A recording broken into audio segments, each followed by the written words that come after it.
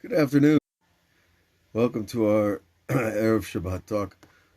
We're looking at a piece in Likutei Moran, and the Rebbe, of course, in his unbelievable way, connects so many different parts of the Torah and so many different ideas. But I want to focus on pleasure, because the Ramchal writes in Derech Hashem that the reason God created us was to experience pleasure. So that's a different take than most religious stereotypes, right? We're talking about real pleasure. God is the ultimate inclusion of all pleasures. He creates all pleasures. He knows all pleasures. But, as the Ramchal says, the test of this world is choosing the right pleasure. Now, what's the right pleasure? Well, it can be a body pleasure, it can be an emotional pleasure, it can be an intellectual pleasure. It can be something that lasts a long time or a short time. It can be a transcendental pleasure, or it can be a scientific pleasure. We have this capacity as human beings to derive pleasure from all kinds of things. I was watching my grandkids, they find something that we're throwing away and they start to play with it and they're enthralled for an hour. Of course, then they forget about it and it's over. But they find a little carton or a little broken piece of something, and it becomes something in their imagination. So you see, the pleasure is not about the thing. It's about the engaging the imagination at a level where a person steps outside of himself. Let's go over that again. That this real pleasure, whether it's a child or an elder, is when you step outside yourself into something else. And so Shabbat is definitely an effort to step outside our everyday self. And the idea that the Rebbe is giving us here is quite involved. It's a complex Torah. We've talked about a lot of different ideas that have to do with fallen faith and fixing fallen faith by making a vow and watching the vow produce results in your life and restoring your faith. And then when you restore your faith, a new light of what the Rebbe calls the lights of the fathers. Avraham, Yitzhak, and Yaakov, those lights shine upon you, which corresponds, of course, to the three channels of the torso and the tree of life, which, of course, is the microcosmic pattern of powers that appear in our soul and in everybody else's and everything else is in the universe. And so when those lights shine on a person, how? By making the netter a vow and fulfilling the vow and then watching how it works on you, watching how, whether it's a vow to do something or a vow not to do something, it gives you strength. And that strength is there to teach us the wisdom of the advices of the sages, because sages aren't just sages because they go to college, It's not a degree you get. It's not a piece of paper that somebody else signed off on you.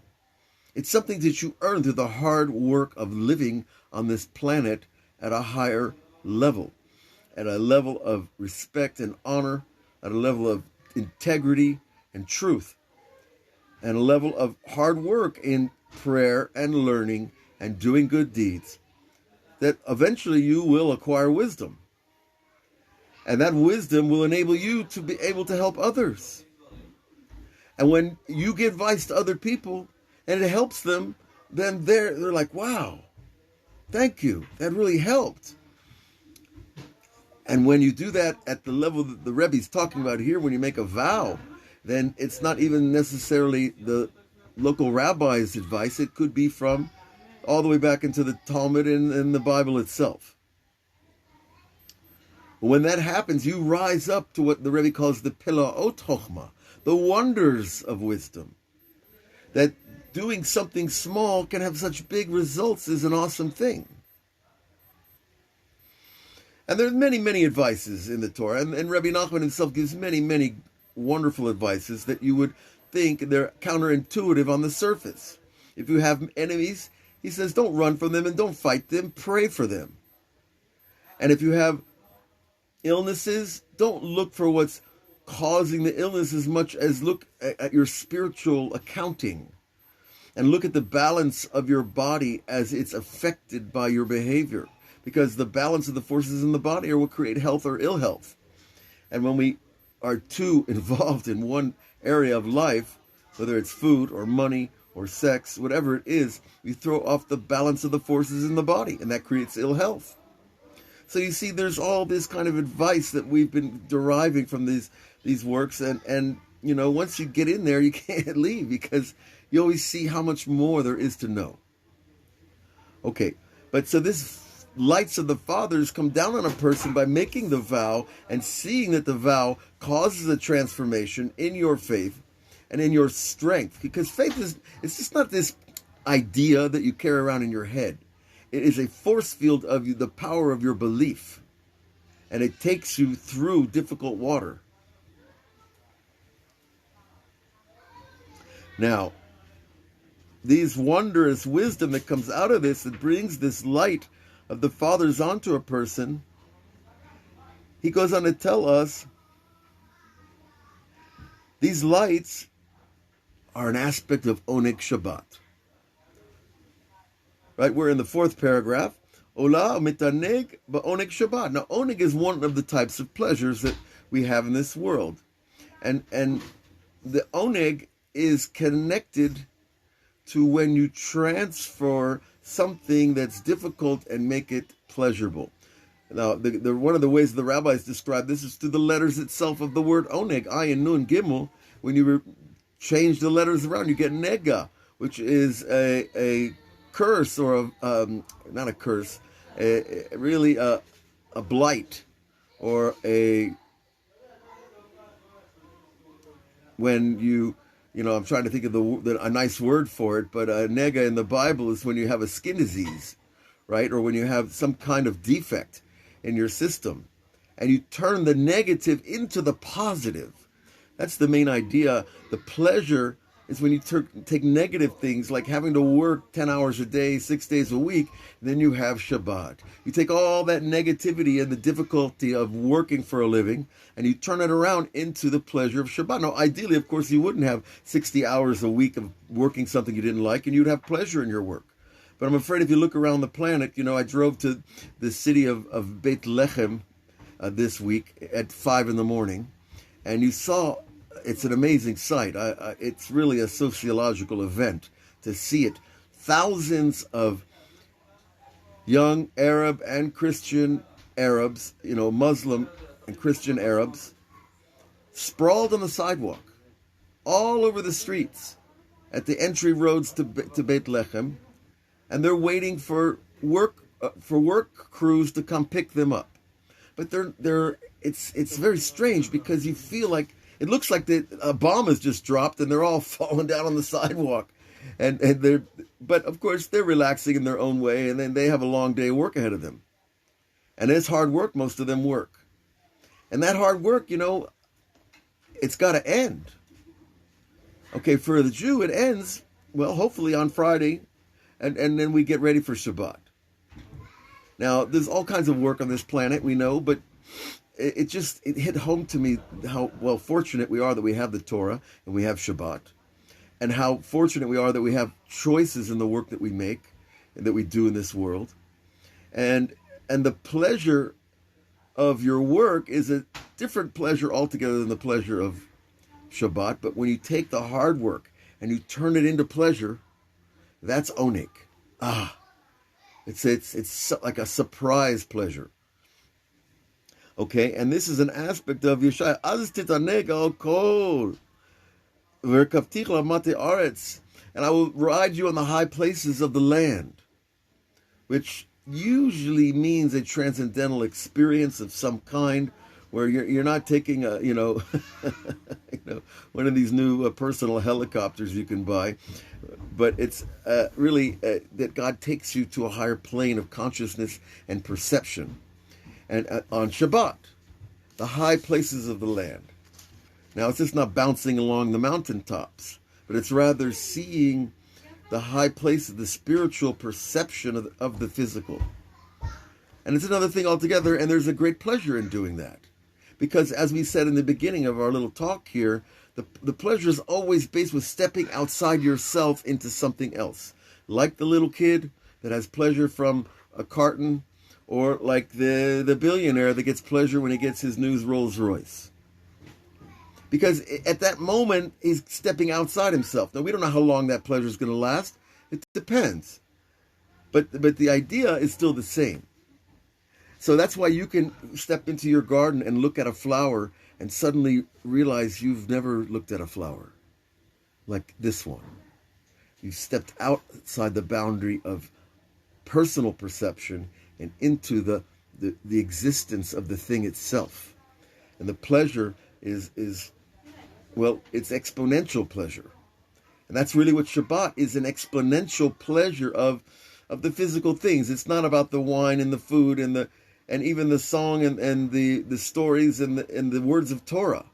It's about reaching a level outside our normal parameters of what we think is pleasure. Now, I try to bring this to a very grounded way because it's not very useful otherwise. For example, someone makes you a beautiful dish. Whatever you like to eat, meat, fish, vegetables, whatever it is that is your food thing. Now, when you see people eat something they really like, they're totally involved. It's not the same as when they're just eating food. That, they put a bunch of food on the table and you fill your plate and you eat. But when people eat something they really like, you notice that their mindset changes. Their focus is now different because they're engaged at a deeper level of attachment to the thing. And the attachment to the thing is a form of what we call in Kabbalah, dvekut, attachment to God. Because your desire is the channel of the pleasure. In other words, desire in Hebrew is ratzon, and it's the same letters as sinor. And sinor means a tube or a channel, a pipe. And so your ratzon, your desire for the thing itself, creates the channel to receive the pleasure. So that's why in Halakha and Shabbat, if you don't like something, you don't make a blessing on it. And if you don't want something, then you don't push it away on Shabbat. And there's a lot of halachot, if you study them on a deeper level, you'll see that it's all connected to your desire for the thing, because that's the connection to it. And it's true on many levels in the Jewish law. It has to do, whether it's family law or marriage or, business, dealing with children. It's just endless that it's all about how we connect to the thing. And when you put that food on your plate on Shabbat, and you're totally focused on it, that's like a trance a little bit. It's, I want to call it,